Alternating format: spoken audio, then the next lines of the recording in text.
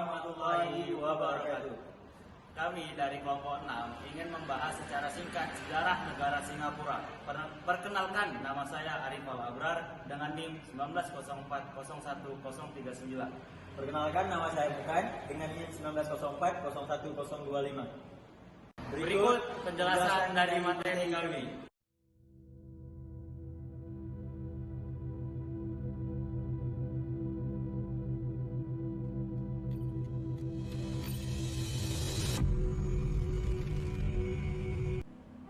Sang Nila Utama, Pangeran Kerajaan Sriwijaya, pendiri Kerajaan Singapura. Kali ini kita akan membahas Singapura, sebuah negara di ujung selatan Semenanjung Malaya 137 km di utara Khatulistiwa di Asia Tenggara. Negara ini terpisah dari Malaysia oleh Selat Johor di sebelah utara dan terpisah dari Kepulauan Riau Indonesia oleh Selat Singapura di bagian selatan. Masa pembentukan Singapura terbagi 8 periode sebagai berikut. Yang pertama adalah periode tahun 1299. Periode Kerajaan Singapura berdiri. Yang kedua adalah Kerajaan Singapura masuk wilayah Kesultanan Malaka, yaitu pada tahun 1400 Masehi. Kemudian pada tahun 1528 menjadi bagian Kesultanan Johor. Pada 6 Februari 1819 dikuasai Britania Raya menjadi negeri selat-selat di Singapura. Pada 1 April 1946 menjadi koloni Singapura.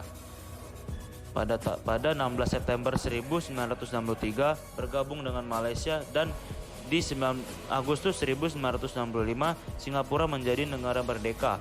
Memproklamasikan kemerdekaan.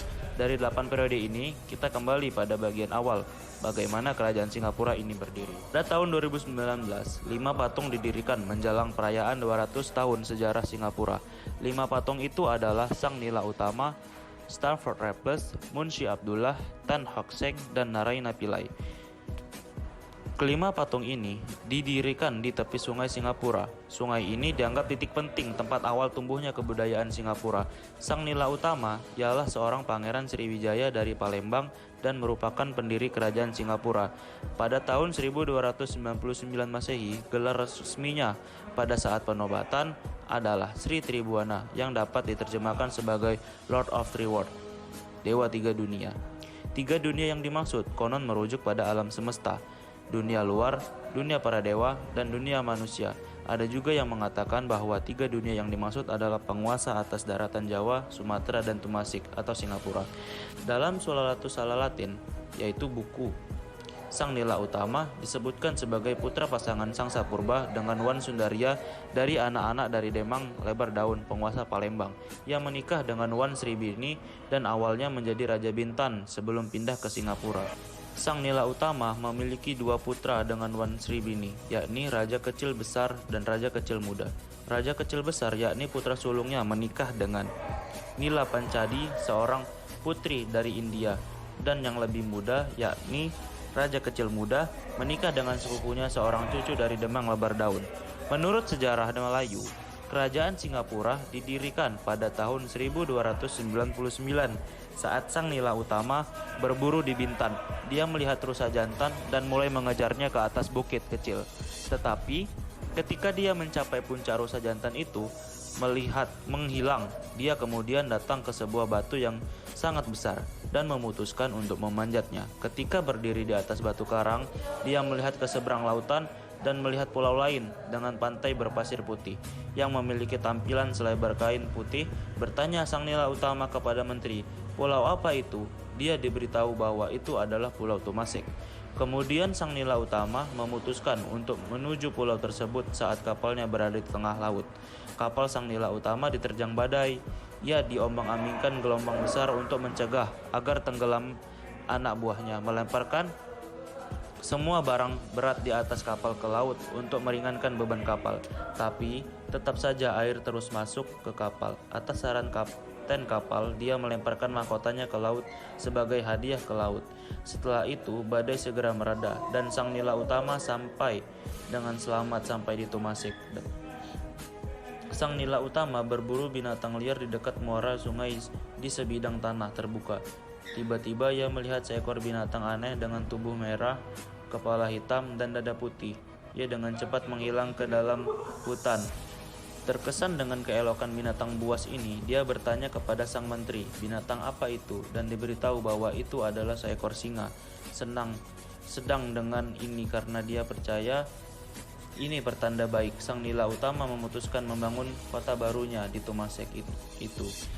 Ia dan anak buahnya tinggal di pulau itu dan mendirikan sebuah kota, mengganti nama pulau itu menjadi Singapura, yang dalam bahasa Sanskerta berarti kota sinyal.